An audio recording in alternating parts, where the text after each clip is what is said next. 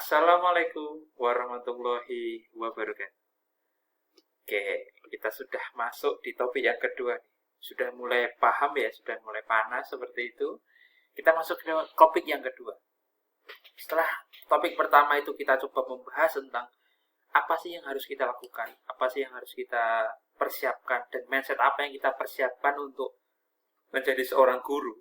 Seperti itu, maka pada kali ini kita akan coba masuk dalam materi utama kita, yaitu tentang e-learning. Oke, sebelum kita masuk ke teknis pembuatan e-learning seperti apa, konten-kontennya seperti apa, nah kita coba untuk lebih mengenal lebih dekat. Mungkin dari Anda ini ada yang belum pernah tahu, belum pernah mengalami, atau belum pernah bersinggungan dengan ini. Sebenarnya e-learning itu apa? Learning itu adalah pembelajaran. Itu adalah elektronik. Jadi pembelajaran yang dikemas dalam bentuk elektronik. Seperti apa? Nah, kita akan bahas bersama-sama. Oke ya. Oke. Nah, sebelum kita bahas lebih jauh, jadi ini e-learning ini adalah pembelajaran secara online, secara elektronik ya. Seperti itu. Sehingga kalau kita definisikan atau kita pahami dari kata per katanya, bahwa dulu orang-orang itu ketika ngajar, ada guru ngajar seorang siswa-siswanya atau siswa peserta didiknya seperti itu, ya harus ada di kelas, yang harus ada papan tulisnya, ada bangkunya, ada mejanya, diterangin seperti itu. Tetapi dengan perkembangan zaman yang semakin maju, memungkinkan untuk pembelajaran itu dibuat secara online. Tentu ada tujuannya. Kenapa? Tujuannya apa, Pak? Tujuannya adalah digunakan untuk beberapa kondisi tertentu. Contohnya, kondisi jarak jauh. Siswanya ada mungkin kita di Pulau Jawa ya. Mungkin di Pulau itu siswanya di Pulau Irian Jaya atau Papua. Kan nggak mungkin kalau bertemu secara fisik. Nah, kita perlu men-setting atau perlu untuk mengembangkan e-learning atau electronic learning yang digunakan untuk apa? Digunakan untuk berkomunikasi. Tetap ada pembelajaran, tetapi menggunakan online atau elektronik. Nah, coba kita kupas-kupas dulu ya tentang definisi. Yang pertama, pengiriman materi pembelajaran kepada siapapun, dimanapun. Jadi materinya pembelajaran itu dikirimkan ke siapapun, dimanapun, dan kapanpun. Bisa kapan aja. Bisa mungkin malam juga bisa, sore jam 7 malam seperti juga bisa. Dengan menggunakan teknologi informasi dalam lingkungan pembelajaran yang terbuka, fleksibel, dan terdistribusi. Jadi intinya adalah kita bisa berkirim atau mengajar dalam jarak yang jauh ke siapapun dan waktu yang tidak terbatas. Kalau di kelas yang konvensional itu mungkin kita ya hanya pas kelas itu kita bisa mungkin jam 7 atau jam 8, jam 7 lah sampai jam 4 sore. Setelah itu ya kita balik ke rumah. Nah, dengan e-learning ini kita bisa gunakan waktu sebaik-baiknya. Tentu semua itu harus terbuka. Apa maksud terbuka? Terbuka itu adalah harus ada kesepakatan. Contoh nih, iya sih bisa jam 7 malam, tapi kan harus ada kesepakatan. Takutnya mentang-mentang tidak ada jamnya, kita boleh nih berkomunikasi sampai malam-malam. Itu yang tidak dianjurkan dan itu tidak direkomendasikan. Karena kita harus tahu bahwa setiap guru itu punya privasi, punya kehidupan juga, dan siswa juga. Bayangkan ya, ada siswa dikirimi tugas jam 10 malam oleh gurunya. Itu juga tidak bagus. Sehingga ada keterbukaan, ada fleksibel, dan seterusnya. Yang kedua, terbuka dan fleksibel merujuk pada kebebasan peserta didik dalam hal waktu, tempat, kecepatan, isi materi, gaya belajar, jenis evaluasi, belajar kolaborasi, ataupun mandiri. Ini penting untuk kita pelajari karena memang setiap hal yang kita lakukan dengan pembelajaran elektronik ini atau online ini, itu kita bisa merubah pakam-pakam yang sebelumnya hanya digunakan di pembelajaran yang konvensional, kita bisa merubah mindset itu menjadi pembelajaran yang lebih terbuka, lebih waktunya bisa fleksibel, tempatnya bisa fleksibel, nggak harus bertemu, kecepatannya juga lebih cepat, isi materinya bisa kita sampaikan dan seterusnya. Itu perlu kita pelajari. Nah, e-learning itu memungkinkan semua itu, memfasilitasi semua itu. Oleh karena itu, kita sebagai seorang calon-calon guru harus tahu bahwa memang ini adalah jawaban dari perkembangan zaman, yaitu tentang pembelajaran yang bisa kita gunakan dengan online atau elektronik.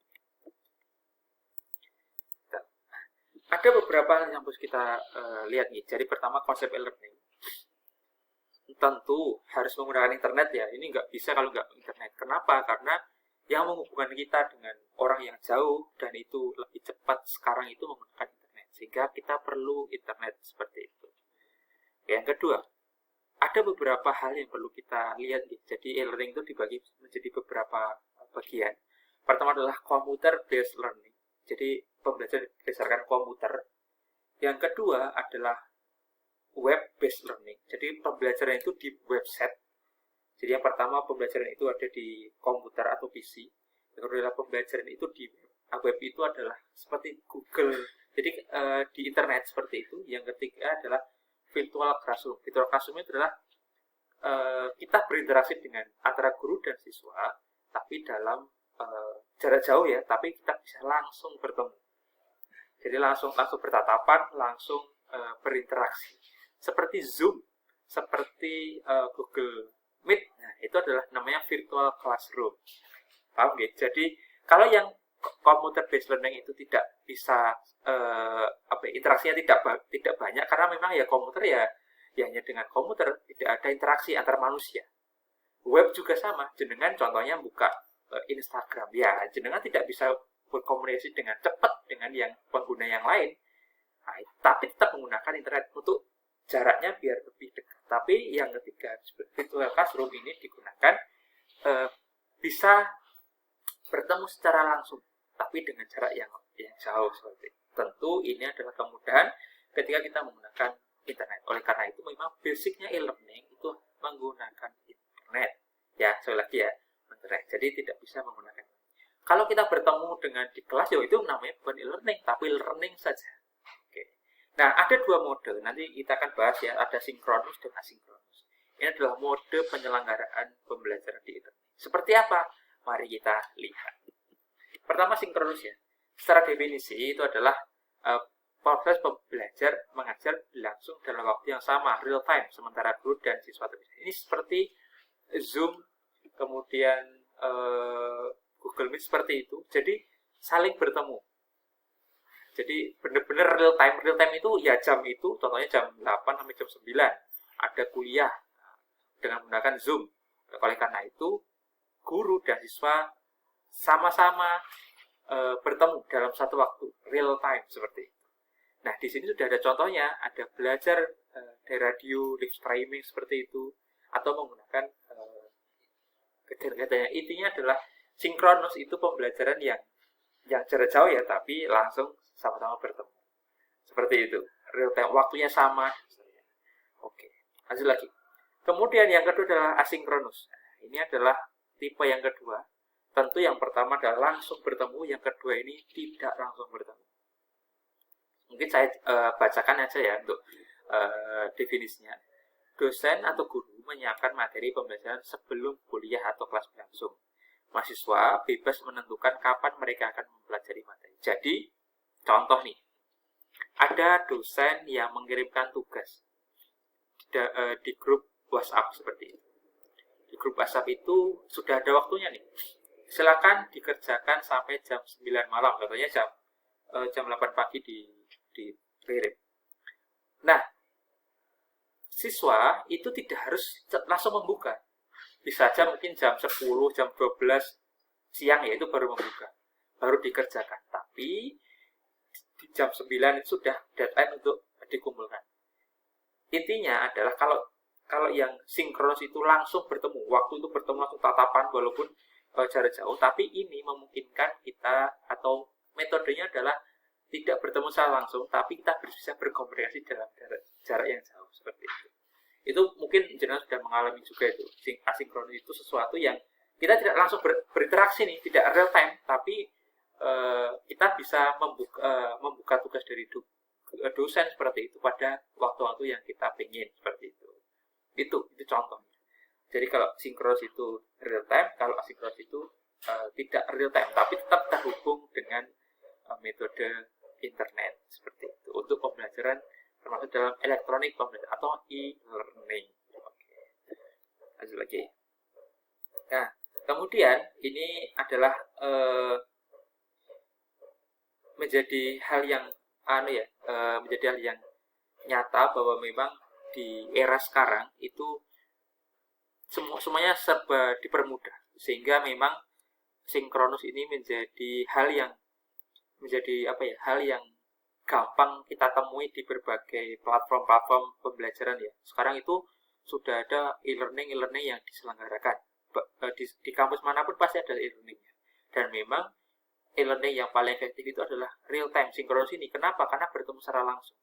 Jadi bertemu secara langsung kan intinya adalah kita kesepakatan jam berapa untuk bertemu. Nah itu, dan kita bisa lihat orangnya, bisa lihat suaranya walaupun jaraknya jauh. Tapi tetap dalam bentuk pembelajaran ya. Jadi bukan hanya ngobrol biasa ya, tapi ini adalah pembelajaran. Jadi ada gurunya, ada muridnya seperti itu. Itu yang mungkin sekarang sering kita temui, menggunakan Zoom, menggunakan Google Meet seperti itu. Itu adalah platform yang digunakan untuk sinkronus e-learning. Nah, kemudian sinkronus itu kapan? Nah ini perlu kita pelajari juga. Seperti apa toh bentuknya dari sinkronus ini? Besok kalau jenengan mungkin ada di tugas itu untuk pembuatan e-learning seperti itu bisa menjadi referensi bahwa saya itu tipe apa ya, saya setting e-learning saya seperti apakah sinkronus atau asinkronus. Tentu kalau sinkronus itu real time itu prinsipnya real time ya. Di saat itu tadi tidak ada namanya tugas. Kenapa? Karena memang sama-sama bertemu. Seperti itu yang prinsip-prinsip yang perlu kita pelajari, bahwa pembelajaran e-learning itu ada beberapa tipe kok. Nah, seperti itu. Oke. Ini jadi memang untuk sinkronus ini karena real time nggak mungkin ada tugas. Mesti tugas yang langsung diberikan mungkin ada pertanyaan itu oke. Cuma ketika tugas yang mungkin dikerjakan sampai jam ini, nah itu kadang-kadang tidak. Kenapa? Karena memang bertemu secara langsung. Sama ketika bertemu di kelas. Cuma ini adalah menggunakan platform online seperti itu. Oke. Nah, bagaimana komunikasinya? Nah, komunikasinya pertama one to one. One to one adalah intinya one to one itu komunikasi satu dengan orang lain. Jadi ya sama, video call itu adalah komunikasi one to one. Jadi satu ke satu yang lain seperti itu. Ini hal yang mungkin pernah kita lihat ya. Yang kedua itu adalah komunikasi one to many. One to many adalah satu ke banyak. Contohnya yaitu guru atau dosen membuka forum untuk Zoom. Nah, itu biasanya satu ke semua, ke banyak seperti itu. Yang ketiga adalah banyak ke satu. Nah, ini juga sering kita jumpai ya, bahwa memang pembelajaran itu dari banyak-banyak kemudian ke satu orang. Seperti itu. Biasanya contohnya grup WhatsApp seperti itu. Itu juga salah satu contoh dari banyak ke satu. Kemudian juga ada yang banyak ke banyak ya, seperti itu. Banyak itu diskusi-diskusi seperti itu. Atau mungkin sekarang itu dibuka untuk di WA, itu bisa menelpon banyak orang. Nah, itu many to many seperti itu. Nah, ada interaksi seperti ini. Interaksi ini yang bisa kita lihat ya, ada sinkronus, ada asinkronus. Yang kedua adalah ada student to content. Nah, ini student to content, ada student to instruktur. Instruktur itu adalah mungkin guru seperti itu, dan antara student ke student atau murid ke murid. Jadi ada 3 bentuknya dengan berbagai bentuknya masing-masing. Oke, mungkin itu untuk hari ini. Terima kasih. Semoga bermanfaat. Akhir kalam, assalamualaikum warahmatullahi wabarakatuh.